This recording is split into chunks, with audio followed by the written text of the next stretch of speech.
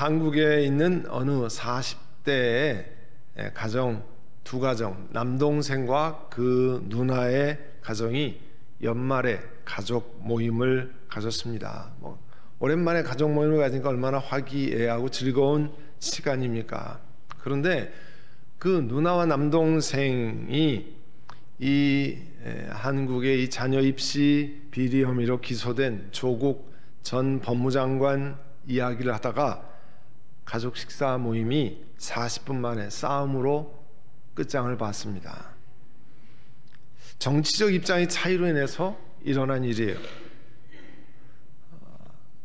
한 한국 일간지의 여론조사에 의하면 10명 중에 4명 정도가 한국에서 지난 3, 4년 동안 정치적으로 성향이 다른 가족, 친구와 아주 불편한 일들을 경험했다고 답을 했습니다. 그 기사, 특집 기사 제목이요, 하나의 나라 두 쪽난 국민이에요. 지난 연말 행한 이 신년 특집 여론조사 결과는 정치 성향이 다른 사람과 식사 자리에 함께하는 것도 불편하고 심지어 남자도 술자리도 하기 원치 않는다고 대답을 했습니다. 그렇게 대답한 사람이 40%가 넘어요. 국민들 간의 이념 갈등이 심각하다는 응답이 진보 진영, 보수 진영 할 것 없이 모두 70%가 넘었습니다. 내가 지지하는 정당이 다르다는 이유로 불신하고 혐오하고 또 나아가 도덕적으로 그런 사람들을 사악한 사람들로 본다는 겁니다. 이 정도 되면 사실 문제가 심각한 거죠. 정당이 다르다고 해서 도덕적으로 사악하다고 상대방을 생각한다고 하니까요. 우리 교회 이야기를 하나 드립니다. 저희가 롤렌 하이츠에 있을 때였습니다. 주일 오후 선교회 성경 공부를 하다가 어느 분이 한국의 유명한 정치 지도자의 이름을 이야기했습니다. 그랬더니 바로 한 분이, 아니 어디서 함부로 그 사람의 이름을 부르느냐, 존칭을 써야지, 그렇게 심하게 항의를 했습니다. 내가 왜 그렇게 부를 수 없느냐, 이렇게 대답을 했어요. 그래서 서로 논쟁이 됐습니다. 우리가 보통 유명한 배우, 정치가 혹은 운동선수 이름을 부를 때 자기보다 나이가 많아도 그냥 일반적으로 차범근 혹은 조용필, 유재석 이렇게 부르잖아요. 이렇게 존칭 없이 부르는 것처럼 그런 의미로 한 것으로 보입니다. 그런데 결국 논쟁이 심해져서 그날 선교회 성경 공부는 그 자리에서 중단되고 말았습니다. 이런 일이 가끔 일어납니다. 정치 성향 문제가 아니더라도요, 어떤 문제에 의견 차이로 인해서 이런 다툼이 언제든지 일어날 수 있습니다. 그러면 우리들은 어떻게 해야 합니까? 여러분이라면, 그 자리에 있는 여러분이라면 어떻게 하시겠습니까? 여러분이 이런 경험을 하면 어떻게 응답하시겠습니까? 고린도전서 8장을 여러분 나중에 집에 가서 읽어보시면 이 그리스 남부 지역에 있는 고린도라고 하는 지역에서 신앙생활하고 있던 고린도 교인들 사이에 일어났던 이 논쟁, 이 컨트로버시에 관해서 다루고 있는 내용입니다. 고린도전서 8장 1절에 보면 우상에게 바친 고기, 그 아이돌에게 바친 고기에 대해서 내가 말하겠습니다. 우리 모두가 지식이 있는 줄로 알고 있습니다. 지식은 사람을 교만하게 하지만 사랑은 덕을 세웁니다. 당시 그리스 문화권에 속했던 사람은 가족 단위로 이 이방 신전에 가서 짐승을 제물로 드리는 이 종교적인 제사 의식을 행했습니다. 그리고 그 드린 고기 제물의 일부만 태워서 제물로 드리고요, 나머지는 집으로 가져와서 먹든지 아니면 마켓에 가서 팔았습니다. 고린도전서 8장 2절에 보면 자기가 무엇을 안다고 생각하는 사람은 아직도 그 마땅히 알아야 할 방식대로 알지 못하는 사람입니다. 사도 바울께서 건전한 교리, 성경적인 지식의 중요성이 없다 이렇게 말씀드리는 게 아닙니다. 다만 그 자기가 알고 있는 지식이 상대방을 무시하는 교만을 낳는 것을 주의해야 한다고 하는 것을 권면하는 거예요. 내가 안다고 하는 것 때문에 상대방을 무시하는 일들이 많이 생기잖아요. 과거에는 어땠습니까? 어떤 사실을 알아보기 위해서는 책을 읽어야 됐습니다. 혹은 보고서를 직접 보고 혹은 도서관에 가서 이 자료를 확인하는 수고를 해야 됐습니다. 그런데 인터넷 시대에는 거의 대부분 정보를 그냥 앉아서 인터넷에서 확인하는 시대가 되었습니다. 더구나 요즘은 이 유튜버를 통해서 많은 양의 정보를 접합니다. 그런데 내가 주로 정보를 얻는 그 인터넷, 그 유튜버 혹은 유튜브 채널의 강의 이야기가 어느 정도 신뢰할 수 있는가, 그 reliability의 문제에 관해서는 별로 신경을 쓰지 않습니다. 그리고 실제로 알 수 없는 경우가 대부분입니다. 그러니까 주로 내 심증으로, 내 생각에 내가 본 정보, 내가 듣는 그 유튜브가 하는 얘기가 진실이라고 믿는 경우가 많습니다. 그러니까 물론 객관적인 이 팩트 체크라고 하는 사실관계 확인을 한 후에 받아들이는 게 아니죠. 그래서 나는 이렇게 생각하지만 다른 사람은 다르게도 생각할 수 있는 그런 여지, 그 룸을 사실은 주어야 합니다.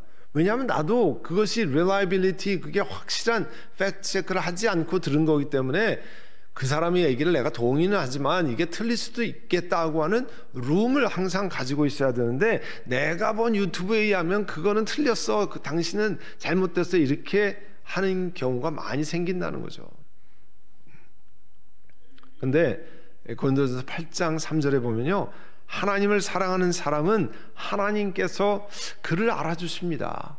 왜 갑자기 이야기가 나오는가? 이 말은요, 하나님을 사랑하는 사람은 하나님께서 그 과거로부터 시작해서 하나님과의 교제하는 축복의 대상이 되는 사람이라는 거예요. 그러니까 남을 판단하는, 내가 아는 지식으로 남을 판단하고 서로를 공격하고 비난하는 그런 낮은 차원의 갈등을 빚고 있는 교인들에게 하나님을 사랑하게 되면 그 하나님의 사랑과 깊은 교제를 갖는 사람 아닙니까, 여러분은? 그러니까 그런 내가 아는 지식으로 인해서 남을 폄하하고 남을 무시하는 그런 일은 하지 마십시오. 그렇게 권면하는 겁니다. 넉넉한 마음을 가지십시오. 근데 이 고린도전서 8장은 아까 말씀드린 것처럼 우상에게 드리는 제사 드릴 때 드린 고기 문제를, 이거를 먹느냐 마느냐 뭐 이것 때문에 나온 그 고린도 교회 안에 교인들 간의 논쟁, 컨트로버시에 관해서 사도 바울께서 답을 주신 거거든요.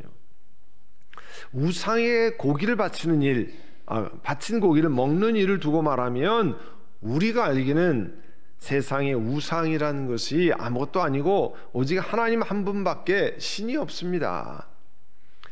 이스라엘의 참된 왕이 되시고 창조 되신 하나님과 비교하면 나무로 만들고 돌로 만든 우상, 사실 아무것도 아니라는 거죠.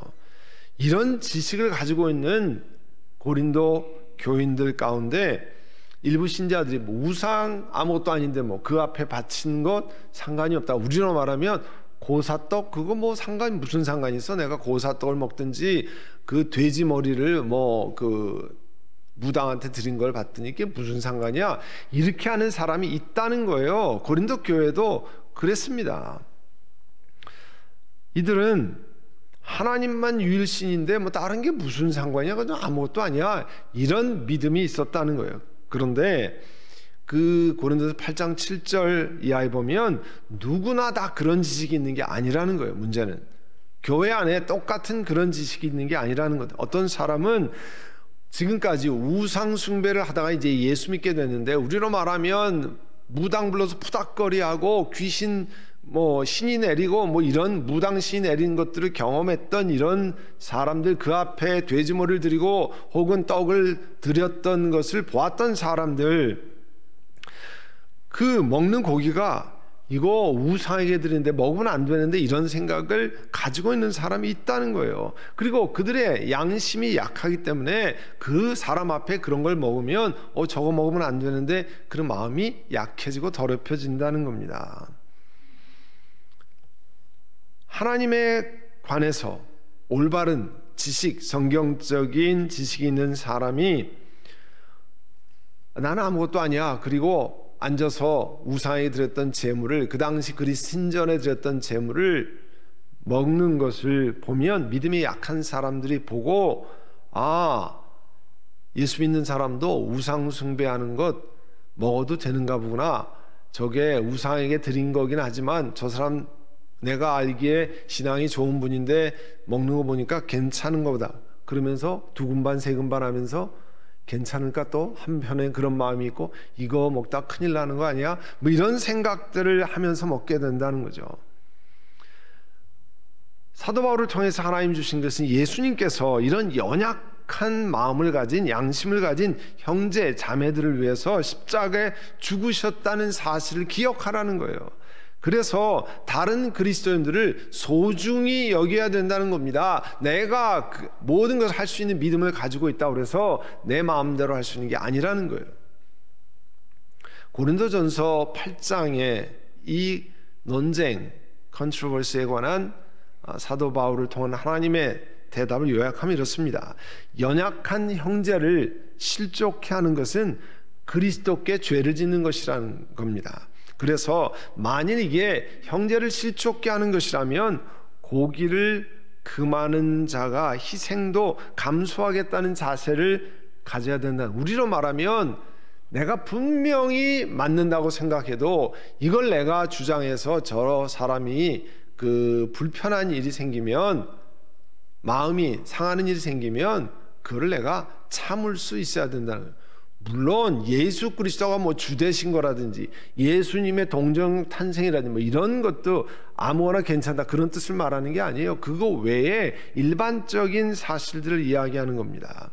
그러니까 고린도 교회에 일어난 문제들은 어떤 사람들이 영적으로 나는 이런 걸 확실히 아는 사람이야, 자부심이 가득 차서 자신과 다른 생각을 가지고 있는 사람, 그런 사람을 더 포용하고 받아들이고 하는 그러한 더 중요한 교훈들을 잊고 사는 것에 관해서 그렇게 하면 안 된다고 하는 것을 말씀하는 겁니다. 이 고린도전서 8장은 서로 다른 생각을 가진 사람들이 한 교회 안에서 같은 하나님을 섬기고 이런 갈등을 어떻게 해결해야 할 것인가를 말씀하는 거예요. 이런 갈등이 있으니까 갈등 없는 사람들끼리 모여서 한 교회를 만들고 나랑 다른 사람도 또 다른 교회를 만들고 그렇게 말씀하지 않았잖아요. 그죠? 오늘 에베소 4장의 가르침을 보면 1절에 보시면 주님 안에서 갇힌 몸이 된 내가 여러분에게 권합니다. 여러분에게 권하는데, 이 에베소 교인들에게 권하는데 자기가 누군지를 소개하고 있어요. 사도 바울은 주님 안에서 갇힌 몸이 된 사람이라는 거예요. 사도 바울은 그리스도를 쫓기 위해서 자신의 자유를 사실은 포기한 사람입니다. 그리스도 안에서 갇힌, 그리스도께 사로잡힌 바 된 사람이라고 그랬어요. 또 한편으로는 그리스도의 복음을 전하기 위해서 prisoner for Christ, 그리스도를 위해서 갇힌 자 된 사람이에요. 그러니까 에베소 교인들과 우리 자신들에게도 하나님이 어떻게 말씀하는 거냐면 이 사도 바울을 통해서 사도 바울과 같이 행동하라는 거예요. 어떻게 해요? 자, 예수 믿는 우리들이 누굽니까? 에베소 1장 4절에서 5절을 읽으면요, 하나님이 세상 창조 전에 예수 그리스도 안에서 우리를 택하셨다고 그랬어요. 사랑하셨다고 그랬습니다. 저와 여러분은 창조 전부터 하나님의 사랑으로 택함 받은 사람들이에요. 예수 믿은 사람들은 보통 존재가 사실은 아닙니다. 하나님 앞에서 건짐받고 흠이 없는 사람, 거룩한 사람이 되도록 하나님이 계획하셨습니다. 그래서 하나님이 기뻐하신 뜻을 따라서 예수 그리스도를 통해서 하나님의 자녀로 되기로 본래부터 예정한 사람들이에요. 저와 여러분은 하나님이 미리 예정한 사람입니다. 이렇게 하나님의 부르심을 받은 사람들이에요. 우리 모두가 다, 오늘 이 말씀을 듣는 에베소 교인들 모두가 다 그런 사람이라는 거예요. 이런 사람들이기 때문에, 하나님이 부르신 사람들이기 때문에 거기에 합당하게 생활하라는 거예요. 어떻게 해요? 2절의 내용이 어떻게 살아가야 하는지를 가르치는 내용입니다. 그리스도를 쫓기 위해서 내 자신의 자유를 포기한 사람, 사도 바울 같은 사람이 되도록 부르심 받은 우리, 2절의 말씀에 보면 나와 생각과 신념 다른 사람들, 같은 신앙 공동체 안에서 어떻게 하라고 하는 구체적인 지침을 주고 계십니다. 2절 다 같이 한번 읽을까요? 겸손함과 온유함으로 깍듯이 대하십시오. 오래 참음으로써 사랑으로 서로 용납하십시오. 여러분, 겸손이 뭡니까? 겸손은 나를 보잘것없는 존재다, 그런 뜻이 아닙니다. 겸손은 하나님이 나를 바라보시는 입장으로 나를 바라보는 거예요. 그러니까 내 삶의 최고의 권위가 내가 아니고 하나님이시라는 거예요. 하나님이 최고의 권위이기 때문에 내 생각이 다 옳다? 그렇지 않죠. 하나님을 인정하는 겁니다. 한국의 한 신학대학교의 조직신학 교수를 했던 박영돈 교수라는 분이 있어요. 그분이 이렇게 얘기했습니다. 하나님께서 우리를 하나님의 능하신 손으로 붙들어 사용하기 위해서는 우리 육신을 작게 만든다는 거예요. 그 사이즈를 작게 한다는 게 아니라 아주 작아진 존재로 만든다는 거예요. 하나님은 오직 하나님의 능력만이 나타나고 하나님께만 영광이 돌아갈 방법으로 우리를 사용하기를 원하신다는 거예요. 그래서 우리에게 공로와 영광이 결코 돌아가지 않을 정도로 충분히 우리를 작은 존재로 만든다는 거예요. 그래야만 이게 내 능력으로 한 게 아닙니다, 하나님께서 하신 것입니다라고 고백할 수 있잖아요. 사사기, 보통 어렸을 때부터 주일학교에서 기드온과 300 용사라, 워리어, 용사, 굉장히 용맹한 사람 이야기 이렇게 합니다. 그런데 그 말씀을 쭉 읽어보면 기드온과 300 용사라고 이름 붙이면 안 되는 겁니다. 그냥 기드온과 300명의 군인들 이야기입니다. 용맹한 군사들이 아닙니다. 그들 300명이 용맹해서 전쟁에 승리한 게 아니에요. 그죠? 그 사사기 얘기를 읽어보면 이스라엘 군인이 32,000명이었다 다 보내고 300명만 남으라고 그래요. 전쟁 잘하는 일당 100에 300명 아닙니다. 하나님께만 승리의 공로가 돌아가도록, 영광이 돌아가기에 충분히 작은 이 300명은 우리 힘으로 이길 수 없다라고 고백할 수 있는 명수만 남겨둔 겁니다. 그래서 모든 공로가 하나님께만 가게 하는 거죠. 그래서 겸손함과 온유함으로 서로 깍듯이 대하십시오. 여러분, 온유하다고 하는 것은 하나님이 내 삶을 통제하는 것을 얘기합니다. 힘이 약하다 그런 뜻이 아니라 온유하다. 말은 말고삐를 가는 기수에게 온유합니다. 무슨 뜻인지 아세요? 말이 힘이 있고 엄청 잘 달리고 그 뒷발에 채면 사람이 죽습니다. 그런데 그 기수가 가라는 곳으로만 갑니다. 그게 그 기술을 향해서 온유한 거예요. 기수의 통제하에 있는 거예요. 하나님의 사람은 하나님의 통제하에 있어서 하나님의 손 안에 있는 겁니다. 그래서 모세를, 그 기적을 하나님의 뜻을 따라 배우고 백성들을 인도하고 애굽의 권력에 당당하게 맞서는 모세를 하나님의 세상에서 가장 온유한 사람이라고 그랬잖아요. 하나님의 손 안에, 통제 안에 있기 때문에 그렇습니다. 그래서 온유함으로, 겸손함으로 다른 사람을 향해서 서로 깍듯이 대하라는 거예요. 서로 의견이 다릅니까? 나랑 도대체 맞지 않네? 그럴 때 겸손하고 온유하고 깍듯이 대하라는 거예요. 또 오래 참음으로, 사랑으로 서로 용납하십시오. 여러분, 오래 참는다고 하는 것은 그냥 마냥 기다리는 뜻이 아닙니다. 우리 눈에 현재는 어떻게 보이더라도 하나님의 계획표상에 가장 좋은 것으로, 또 하나님이 인도하시는 것이 가장 선한 것을 믿고 하나님 앞에 기다리는 거예요. 그래서 아브라함이 수많은 백성들, 자손들의 조상이 될 거라고 했지만 금세 일어난 게 아닙니다. 오랜 시간이 걸렸습니다. 그 시간을 기다려야 했어요. 그게 오래 참음이에요. 히브리서 6장 14절 15절에 내가 반드시 너에게 복을 주고 복을 줄 것이며 너를 번성하게 하고 번성하게 하겠다 하셨습니다. 아브라함이 오래 참은 끝에 그 약속을 받은 것이에요. 그러니까 오래 참는다고 하는 것은 서로 의견이 달리고 생각이 다르고 정치 성향이 다르고 뭐 하는 방법이 달라도 오래 참는다는 거 하는 것은 하나님께서 택하신 때, 장소, 방법을 통해서 하나님이 역사하기를 기다리는 것처럼 기다려준다는 거예요. 다를 수 있고 차이가 날 수 있다라고 하는 것을 인정하며 기다리는 겁니다. 오늘 이 에베소에 말씀하는 겸손, 온유, 오래 참음, 서로 용납하는 일은요, 사실 다른 단어로 한 단어로 바꾸면 뭘로 바꿀 수 있겠어요? 서로 사랑하는 걸 얘기하는 거예요. 사랑이 있어야 겸손해지고요, 사랑이 있어야 온유해집니다. 사랑이 있어야 오래 참을 수 있고 사랑이 있어야 용납하는 거예요. 그래서 하나님 내게 그리스도의 사랑을 주시기를 원합니다. 그리스도의 사랑을 생각하면 내가 아무것도 아니잖아요. 십자가의 사랑을 이야기하면 내가 뭐라고 이야기할 수 있습니까? 내가 얼만큼 잘났다고 예수님 앞에 얘기할 수 있겠습니까? 그런 생각을 하고 내가 사랑하고 겸손하고 온유하고 오래 참는다는 거예요.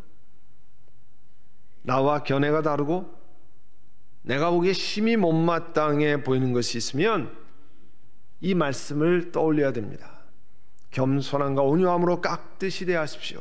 오래 참으로 서로 사랑으로 용납하십시오. 그리고 3절에 보시면 성령이 여러분을 평화의 띠로 묶어서 하나가 되게 하신 것을 힘써 지키십시오. 일반적으로 말하면 사람들은 자신과 비슷한 사람들과 함께 있고 싶어 합니다. 그렇죠? 대부분 다 그렇습니다.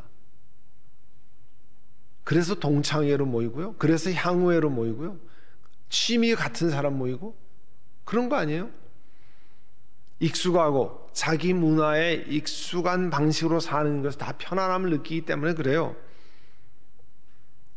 근데 복음서에 보면 여러분이 12제자를 부르신 이야기가 마태, 누가, 마가, 누가복음에 나옵니다. 누가복음 16장 12절 이하에 12제자 부르신 얘기를 보면 12사람 가운데 딱 2사람만 한번 생각을 해보죠. 예수님이 세리 마태를 부르셨습니다. 세리 마태는 유대인들에게 세관원에서 텍스를 걷는 사람이에요. 누구를 위해서요? 로마 정부를 위해서 텍스를 걷는 사람이에요. 로마의 앞잡이였습니다. 유대인들이 가장 싫어하고 혐오하는 사람이었어요. 그런데 예수님 제자 가운데 누가복음 6장 15절에 보면 열심당원이라고 하는 시몬 제자 가운데 한 사람이에요. 열심당원은 영어로 젤롯이라고 그럽니다. 이 젤롯은 로마 통치를 가장 혐오하고 그리고 로마 통치를 뒤집어 엎으려는 혁명적인 성격을 가진 혁명당원이라고도 하는 사람이 시몬이었어요. 그러니까 예수님이 12제자 중에 2사람만 보면 양쪽 극 스펙트럼에 있는 사람이에요. 한 사람은 로마 통치를 혐오해서 뒤집어 엎어야 한다고 하는 사람은 시몬, 젤롯당, 열심당원. 또 한 사람 반대 스펙트럼에 있는 사람이에요. 세리 마태, 로마 정권을 위해서 열심히 유대인들에게 돈을 걷던 사람입니다. 만약에 2사람이 모여서 야, 너 그게 말이 되냐? 너 세관원으로 일하는 게 말이 되는 일이냐? 너 혁명당원 무슨 소리냐? 너 이렇게 해가지고 세상 살아갈 수 있냐? 뭐 이렇게 싸우기 시작해서 했으면 예수님이 그랬을까? 니들 둘은 나가라 절로. 근데 그런 얘기 없잖아요. 끝까지 같이 있고 나중에 주의 사역을 함께 했습니다. 평화의 띠로 묶어서 하나가 되게 하신 것을 힘써 지켜야 한다는 거죠. 이게 예수 믿는, 예수 믿고 구원받은 사람들이 행하는 거예요. 오늘 에베소서 4장 4절에 6절에 보면 그리스도의 몸도 하나고 성령도 하나입니다. 이와 같이 여러분도 부르심을 받았을 때 그 부르심의 목표는 소망도 하나라는 거예요. 주님 한 분이 당연한 얘기죠. 믿음도 하나고 세례도 하나입니다. 하나님도 한 분이십니다. 너랑 나랑 견해가 차이고 정치적 성향이 다른데 니네 하나님 우리 하나님 야 따로따로 하자. 그렇지 않고 하나님도 한 분이십니다. 하나님은 모든 것의 아버지시요 모든 것 위에 계시고 모든 것을 통하여 계시고 모든 것 안에 계시는 분입니다. 내가 섬기는 교회가 나와 같은 생각을 하고 나와 똑같은 문화권에 있는 사람들이 모이는 곳이었으면 좋겠다 생각할 수 있습니다. 얼마든지 그렇게 생각할 수 있어요. 나와 정치적인 견해를 가진 사람들과 편안히 대화할 수 있는, 차 마시며 성경 공부하며 같은 정치적인 성향을 가지고 편안히 대화할 수 있는 사람이면 좋겠다는 생각할 수 있습니다.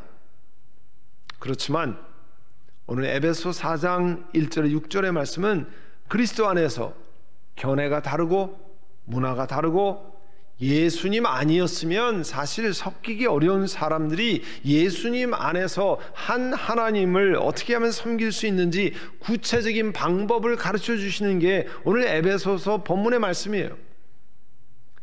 예수 안에서 건진받은 사람이기 때문에, 예수 안에 구원받은 사람이기 때문에, 나도 영원히 사망으로 가는 죽어있던 사람이 예수 안에서 건진받고 영원한 생명을 얻은 사람이기 때문에 겸손하고 온유하고 오래 참고 사랑으로 용납하며 서로 간의 차이를 존중하는 것을 배우는 거예요. 하나님이 배우라고 하신 거예요.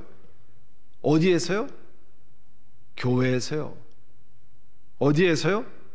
구역에서요. 선교회에서 봉사하면서. 이제 거의 모임들이 대면 모임으로 이제 돌아왔고요.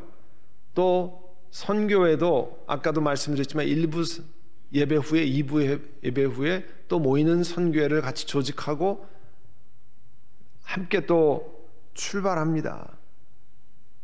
예수 안에서 건진받은 사람이기 때문에 겸손과 온유로 오래 참고 사랑으로 용납하면서 서로 간의 차이를 존중하는 것을 교회 안에 여러 가지 스몰 모임에서 배우도록 하나님이 부르신 거예요. 어제 토요일 새벽기도 시간에 다윗 왕이 그 아들 솔로몬 때 세워질 성전 안에서 일할 레위 사람들을 조직한 것을 나누었습니다. 38,000명의 레위인이 제사장을 도와 성전의 각 부분에서 먼지를 닦기도 하고 밀가루를 빻기도 하고 빵을 굽기도 하고 여러 가지 문지기를 밤새 하기도 하고 성전의 각 부분에서 일하는 것을 나누었습니다. 38,000명이 봉사하면 어찌 부딪히는 일이 없었겠습니까? 그렇지만 하나님을 섬기면서 이런 차이점을 감사하면서 서로 나보다 남을 높이 여기면서 주 앞에 겸손히 섬기라는 겁니다. 이렇게 서로 다른 사람들이 예수님 아니면 만날 일도 없던 사람들이 서로 부딪히면서 하나님을 높이는 곳이 어디냐면 교회예요. 주님의 몸된 교회라는 겁니다. 그래서 교회는 전능하신 하나님을 예배하는 공동체이긴 하지만 또한 교회는 구역, 선교회, 봉사하는 것, 섬기는 일에 속하면서 하나님이 나를 깎아서 그리스도를 닮아가도록 만드시는 하나님이 사용하는 곳이기도 합니다. 그래서 교회가 귀한 겁니다. 예수 믿는 사람은 산속에 들어가서 돌을 닦을 수 없습니다. 불가피하게 팬데믹 상황에서 온라인에서 예배드리고 몸이 불편하신 분, 온라인 얼마나 유용한 도구로 하나님이 사용하시는지 모릅니다. 그러나 그거는 한 일부입니다. 그 다음부터는 교회에 속해서 교회의 몸인 것을 기억하고 서로 인터액션 속에 하나님을 섬겨가는 것을 배워야 합니다. 그리스도인들이 서로 생각, 정치적 견해, 사는 방법 등에 서로 많이 다를 수 있습니다.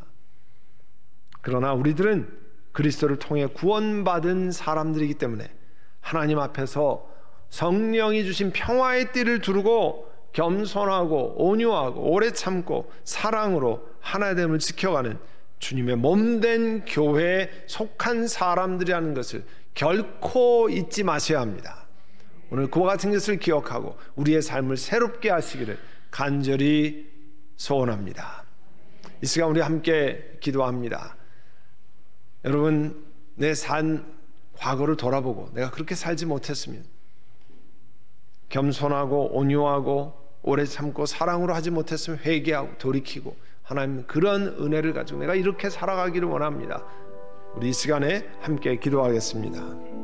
사랑하는 주님, 서로 생각이 다르고 서로 사는 방법이 다르고 정치적인 견해가 다르지만, 그러나 예수 안에서 예수님으로 인해서 건짐받은 사람들이기 때문에 남을 귀히 여기고 나와 생각이 다를 수 있고 내 생각이 틀릴 수도 있고 또 잘못될 수도 있고 겸손한 마음으로 온유하고 겸손으로 오래 참고 사랑으로 섬기는 훈련을 하는 곳인 우리 교회 안에, 우리 선한 목자 교회 안에 함께 있게 하신 것을 감사합니다.